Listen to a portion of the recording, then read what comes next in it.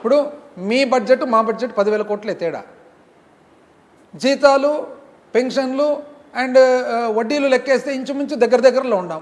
1,00,000 కోట్లు అప్రాక్సిమేట్గా మేము వేరే ఖర్చు పెట్టాం. మీరు ఎక్కడ ఏం చేస్తున్నారు? మాకు మీకు ఒక్కటి, మీరు 1,000 రూపాయలు పెన్షన్ పెంచినారు, ఎవరికి? వృద్ధాప్య పెన్షన్.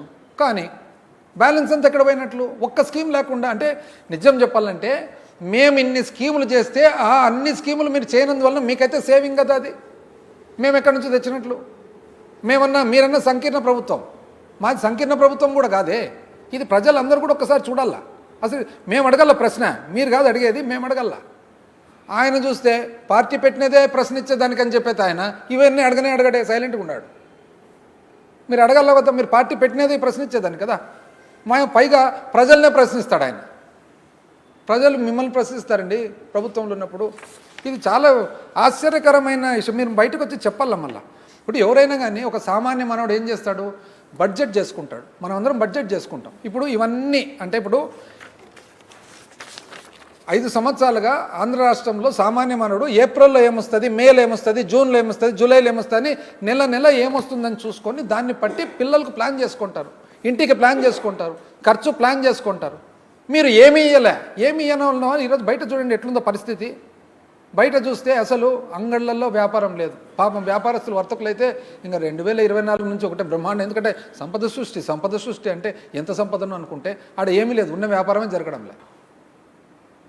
ఉన్న వ్యాపారం జరగకపోగా మొన్ననే ఊరికి పోతే నాకు ఒక ఆయన చెప్పినాడు, చాంద్ అని ఉన్నాడు అనమాట. వాళ్ళ తాత ఇదురుస్ అని పాతకాలము మాకు వార్డు మెంబరు మా పంచాయతీలో, అడ్డబిడ్డం కాంట్రాక్టర్ కూడా, ఆయన మనమడి చాంద్ అని. ఆ చాందు ఆయన తన కొడుకును పిలుచుకొని పోతున్నాడు, చిన్నపిల్లోడిని పిలుచుకొని పోతుంటే మొత్తం 5 గంటలకు 6 గంటలకే అంగళ్ళన్నీ మూసేసినారంటే, షాపులన్నీ మూసేసినారు. డల్గా ఉందంటే ఏదో కర్ఫ్యూ మాది. ఎందుకంటే వ్యాపారాలు ఉంటేనా, సంపద సృష్టి లేదు. మరి ఒక్క చోట మాత్రం బల్బులు వెలుగుతున్నాయంట. ఆ పిల్లోడు ఉండి వాళ్ళ నాయన అడిగినంట, నాయన ఆడేదో చాలా మంది ఉంటారు, బల్బులు వెలుగుతుండే, ఆడికి నన్ను పిలుచుకొని పో అంట. ఏం చేయాలరా, ఏం చేస్తావు? వాడు పిలుచుకొని పోయింటే నన్ను పిలుచుకొని పో నాయన, పిలుచుకొని పోయేదో మనుషులు చాలామంది ఉంటారు, నాకేదన్నా కొని అంట. తీరా ఏమంటే ఏకైక షాప్ నడుస్తుండేది వైన్ షాప్ అంట. ఇది సంపద సృష్టి. ఇది వాస్తవం జరిగినది. వైన్ షాపు, ఆ ఒక్క వైన్ షాపుకు మాత్రం బల్బులు పెట్టి ఎవరైనా చూస్తే ఏదైనా బ్రహ్మాండమైన పండగనేమనేటట్లు ఆ పిల్లోడ బల్బులను చూసి నాకు కూడా ఏమైనా కొని అంటారంట. మిగతా అన్ని షాపులు మూసుంటాయి. మామూలు పిల్లలు ఏమంటారు, అంగడి ఏదైనా బొమ్మలు కనపడితే కొని అంటారు, ఇది బల్బులు కనపడితే కొని. ఆడ పరిస్థితి ఎట్లుందంటే ఊర్లలో మీరు చూసినారో లేదో అండి, అందరూ ఫైనాన్స్లలో తీసుకున్నారు. 5 స్టార్ ఫైనాన్స్ అని, ఇంకో ఫైనాన్స్ అని. జాగ్రత్తగా చూడండి అవన్నీ ఎంత ఫైనాన్స్లు ఉన్నాయి. అందరు 2 రూపాయలు వడ్డీ, 3 రూపాయలు వడ్డీ. మళ్ళొకసారి అంటే 5 సంవత్సరాలు ఈ వడ్డీ ఇదంతా లేదు, ఈ కాల్మనీలు ఇవన్నీ లేవు. ఇప్పుడు చూడండి ఎట్లున్నాయో. ప్రతి ఒక్కరూ ఇండ్లు తాకట్టు పెట్టి వడ్డీలకు తీసుకున్నారు, సర్వనాశనం అయిపోతున్నారు. చివరికి ఏ స్టేజ్కి వచ్చిందంటే, 1 సంవత్సరం అయిపోయిన తర్వాత విజయం సంగతి ఏమో కానీ ఆయన కేకే సర్వే అని మొన్న వచ్చింది. ఆ కేకే సర్వేలో బాగలేదు సర్వే అంటారు. మరి ఆ రోజు మీకు 160 వస్తున్నప్పుడు బాగుందే, అప్పుడేమో బాగుంది, ఇప్పుడు బాగలేదంట సర్వే. ఆయన ఏమంటారంటే 40 సీట్లు అవుట్ రైట్గా పోతాయి, మిగతావి కూడా అన్ని ఆడికాడికి ఉన్నాయంటే అది మాత్రం నచ్చలే. సంవత్సరం కాలే ఇంతవరకు పాజిటివ్ పరిపాలన చేసే బదులు మీ మీడియా వాళ్ళే మీకు క్వశ్చన్లు అడుగుతున్నారు.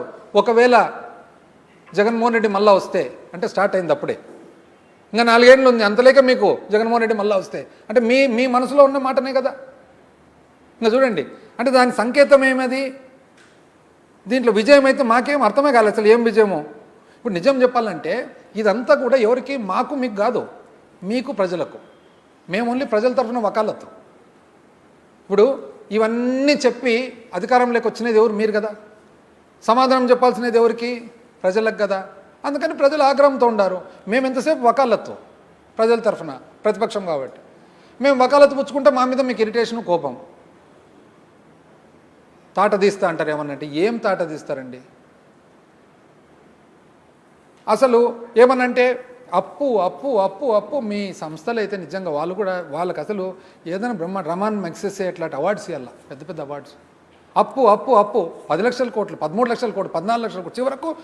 చివరకు అవన్నీ మీరు ప్రూవ్ చేయరని మొట్టమొదటిసారిగా చరిత్రలో అప్పు ఎంత అనేది బడ్జెట్ బుక్లో అప్పు ఎంత అని రాయకుండా పెట్టినది మొట్టమొదటిసారి మీరే. నాకు తెలిసి ఏ రాష్ట్ర చరిత్రలో ఈ భారతదేశంలో అప్పు ఎంత ఉంది అని బడ్జెట్ బుక్లో లేకుండా బడ్జెట్ బుక్ ఇచ్చినది ఒక్క మీరే. ఎందుకు అనంటే అప్పు మీరు 14 అని, 13 అని, 12 అని అవన్నీ చెప్పి వాస్తవానికి ఎంత అండి అప్పు? రాష్ట్ర విభజన జరిగినప్పుడు 1,40,717 కోట్లు విభజన జరిగినప్పుడు ఆంధ్ర రాష్ట్రానికి భాగం అప్పు. మీరు 2019 దిగిపోయేటప్పుడు మేము ప్రభుత్వం ఏర్పాటు చేసుకున్నప్పుడు 3,90,247 కోట్లు. 3,90,247 కోట్లు. అంటే మీరు ఎంత అప్పు చేసినారు? 2,49,350 కోట్లు మీరు అప్పు చేసినారు. మేము దిగిపోయేటప్పటికి ఇది మీరు పుస్తకాల్లో పెట్టుకునే సిఏజీ రిపోర్టు, ఆర్బీఐ రిపోర్ట్, మీ లోపల డాక్యుమెంట్లు అవన్నీ తీసినదే. మా ఫిగర్స్ కాదు, ఇది ప్రభుత్వ ఫిగర్సు, కేంద్ర సంస్థల ఫిగర్స్ ఇవన్నీ. మేము దిగిపోయేటప్పటికి 7,21,918 కోట్లు. అంటే మేము చేసిన అప్పు 3,32,671 కోటి.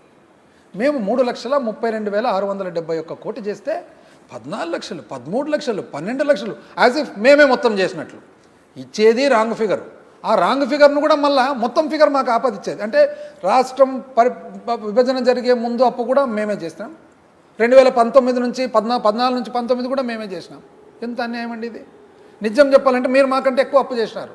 ఎందుకంటే 1,40,717 కోట్ల నుంచి మీరు 3,90,247 కోట్లకు అప్పు తెచ్చినారంటే సంవత్సరం మీద సంవత్సరం మీరు దాన్ని సిఏజిఆర్ అంటారు, కంపౌండెడ్ యాన్యువల్ గ్రోత్ రేట్ అని. ఒక సంవత్సరం మీద ఇంకో సంవత్సరం ఏ స్థాయిలో ఏ శాతంతో చేసినారంటే మీరు 22.63% చేసినారు. అంటే ఈరోజు 100 రూపాయలు అప్పు ఉంటే వచ్చే సంవత్సరానికి మీరు 122 రూపాయలు చేసినారు. 122 నుంచి మళ్ళా 22% అంటే 140 చిల్లర చేసినారు. అట్లా మీరు చేసినారు. మేము ఎంతండి చేసిండేది? 3,90,247 నుంచి మేము 7 లక్షలు, అంటే మేము చేసిండేది 3,32,671 కోటి. మేము చేసిండేది ఎంత? ఓన్లీ 13.5%. అంటే మీరు 100 రూపాయల అప్పును 122 చేస్తే మేము 100 రూపాయల అప్పును 113 చేసిండేది. మా తప్పు, మీరు మాత్రం కరెక్టు. శ్రీలంక అయిపోతుంది, కంబోడియా అయిపోతుంది, ఇంకోటి అయిపోతుంది. ఎంత అన్యాయం అండి. వాళ్ళు నిజంగా మిమ్మల్ని సపోర్ట్ చేసే వాళ్ళని మాత్రం నాకు తెలిసి పెద్ద పెద్ద అవార్డ్స్ ఇవ్వాలండి. అంత ఓపిక, అంత సహనం, అది చాలా అదృష్టవంతులు మీరు కూడా. దాని తర్వాత సంపద సృష్టి చెప్పంటారా? అసలు సంపద సృష్టి చెప్తే చూడు, మా చాందు కొడుకు కథ. సంపద సృష్టి మీరు వాస్తవానికి టైం ఉందే, మీరు వాస్తవానికి 90 receipts and expenditure for financial అంటే 25 మీరు 2024 23-24 93,354 కోట్లు, రౌండ్ ఫిగర్ చేసేస్తా, 93,300 కోట్లు. మీరు 96,000 కోట్లు వచ్చింది సంపద. అంటే మీరు శాతం ఎంత? ఓన్లీ 3%.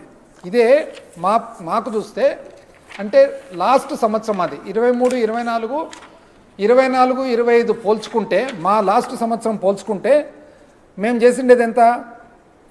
మా టైంలో వచ్చిన ఆదాయం ఎంత? 1,22,23 వచ్చేసి 1,57,768 కోట్లకు గాను 23-24 వచ్చేటప్పటికి 1,73,767 కోట్లు. అంటే 10% మాది ఆదాయం పెరిగింది.